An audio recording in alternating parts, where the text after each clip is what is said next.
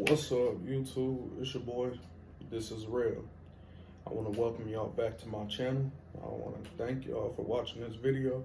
And before we get into it, like the video, share the video, subscribe to my channel, click the notification button so you will have updates about when I post.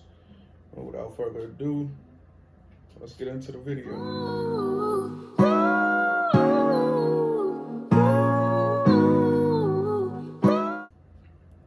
Alright, so today's video is a story time. And based off of the title of this video, you know what the story time is. And trust me, I think everybody who watched this is going to be just as shocked as I was when it happened. I'm still shocked to this day. Alright, so for those of you who know me, you know I work with kids. In my past, I worked for a trucking company that I will not name because I'm not going to give them any type of publicity or any public notice or anything, you know, for future references. I don't know if this video may reach 3 people or if it may reach 3,000 people. I just, you know, I don't want no bad blood. But it definitely left a bad taste in my mouth because, bruh, like, what? So, man, rewinding all the way back to high school, a group of like me and my closest friends, we took automotive together so we could learn simple stuff, and truth be told, it was like an easy A. But you know, I got into automotive to learn how to change my oil, change my tire, you know, maybe change some brakes or something like that, man. But I don't really work in the field of cars. But I was working for a trucking company a little while back. You know, I had did a number of like odd jobs, you know, and I did some job hopping to try and find my passion outside of YouTube, because I think most people always have more than one passion. I know I do. And my biggest passion is working with kids. YouTube is my second passion. I love the thought of entertaining people and reaching people. I'm obsessed with giving people laughs and fun. So, you know, that's why I do what I do. But I was working for this trucking company because I had the certification to do so. And it wasn't really for me. It was cool. It was all right. I didn't really care too much to be there. You know, but hey, you got to do what you got to do, especially as an adult when you have bills to pay and responsibilities. So, you know, I'm working for this trucking company for a course of a few months. And, you know, it's cool. I got my own garage. I'm painting trucks, I'm detailing trucks, and, you know, fixing wiring on them wherever it needs, whatever, you know, the case may be. And these aren't like regular trucks. These are like Big Mac trucks and, you know, Peterbilts and things of that nature for my truck drivers out there who know what those are, you know. So I had a micromanager, and I hate micromanagers, just like I'm pretty sure everybody else hates a micromanager. Teach me how to do something, allow me to do it, and then I'm gonna go from there. Simple as that, right? This person would not let me do that, bruh. It's really crazy. I'm like, man, I'm just here to do my job, get stuff done, and that'll be that. It could be that simple. This guy would not let me do that.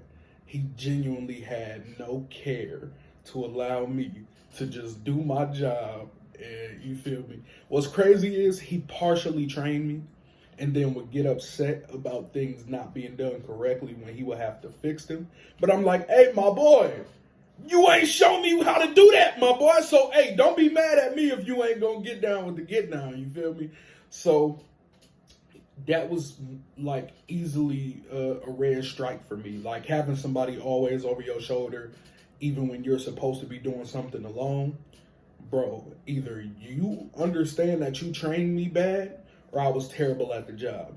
And the owners, we would see the owners of the company every single day, and they will always tell me how great of a job I'm doing, how I'm one of the best guys at the position that they had in a very, very long time, and that they hoped that I would stay because I had already planned to leave, and I told them that. They were hoping that I would stay. I was like, all right, bet that. So we would have meetings every single Friday. Like literally every single Friday we had a meeting. And in these meetings we would talk about expectations, what things we needed to be better at, problems that we were having that we, should have inoculated and stuff like that. Just simple stuff that anybody would do at any meeting. You feel me? Like at my job now, we have meetings about what we can be better at, because you can always be better at something.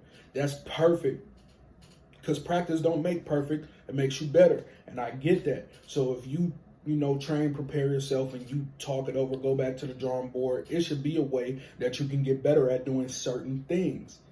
I understand that. I completely get that.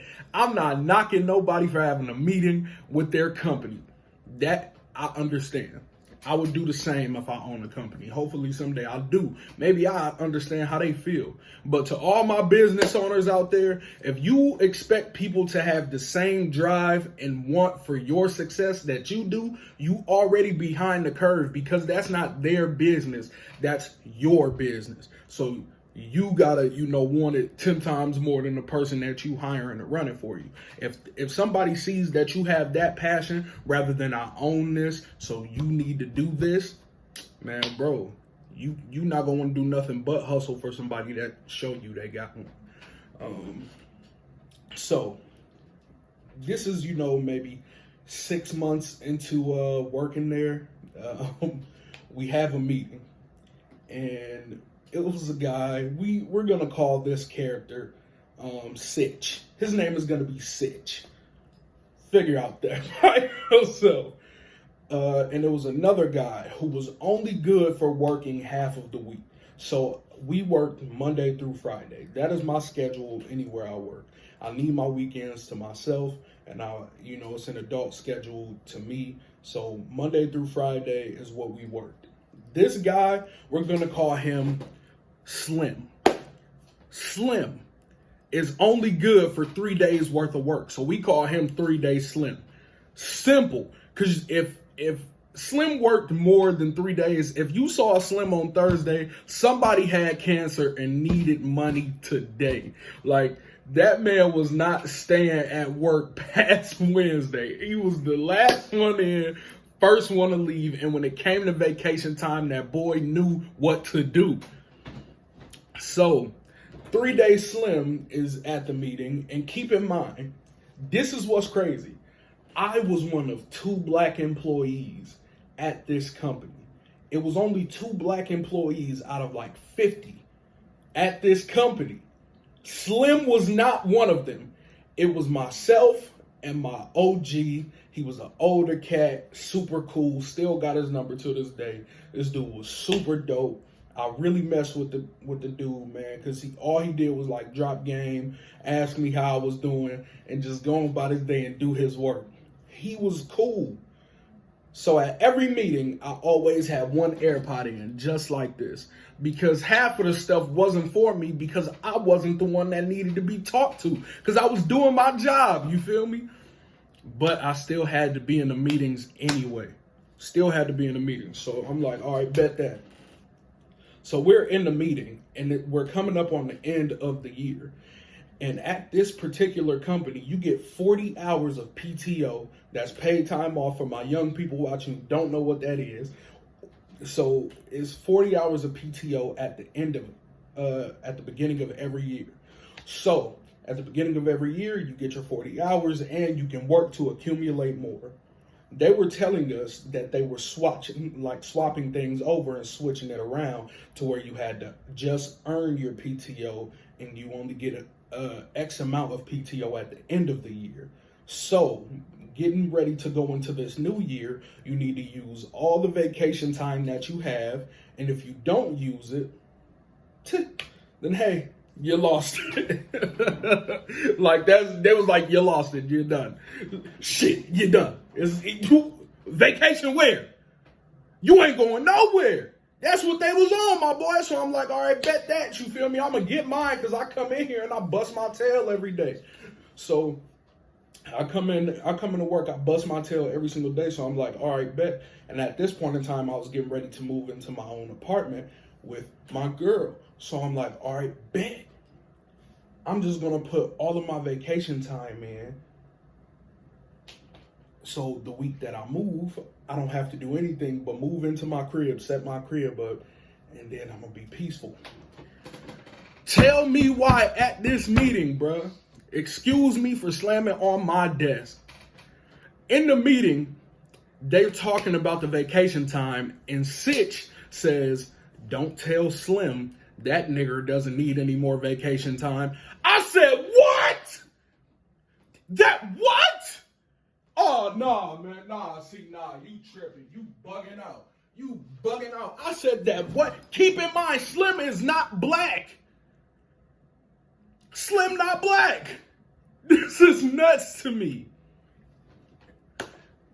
But I got my AirPod in, and I'm listening to music. I don't have my phone out, but I'm listening to music. And the AirPod Pros are noise canceling, and I always got like my noise canceling setting on. So I couldn't tell if I had heard what I thought I heard until like 15 minutes after the meeting. My OG come up to me and he was like, man, Debo, he used to call me Debo. Man, Debo, you heard that ish? I'm like, what? He really said it? He was like, hell yeah, he said it. I said, no, there's no way he just said that, bro. That's crazy. So look, like I said, he and I were the only 2 black employees out of 50. They start walking up to us cracking jokes like, oh man, y'all handled that really well. You know, I was like, man, truth be told, I only got enough bullets for 12 of y'all. It's only 12 in the clip. After that, what I'm going to do, they laughing. Whole time I'm dead serious. Because I'm not even joking no more. It's not funny. He just said the hard R in the middle of a work meeting and nobody blinked.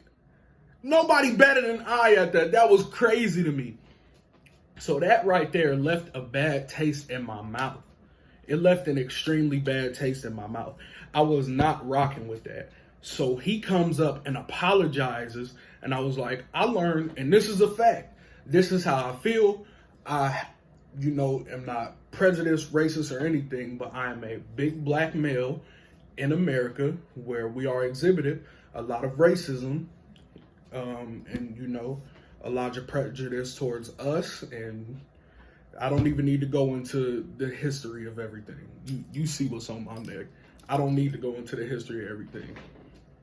I straight up told him, I was like, man, I learned a long time ago that lashing out in public is a white man's luxury. So if I would have started screaming in here, I would have just been an angry, you know what, to y'all. He said, oh, no, man, I didn't mean anything by it. I said, Sitch, you said it in a derogatory term.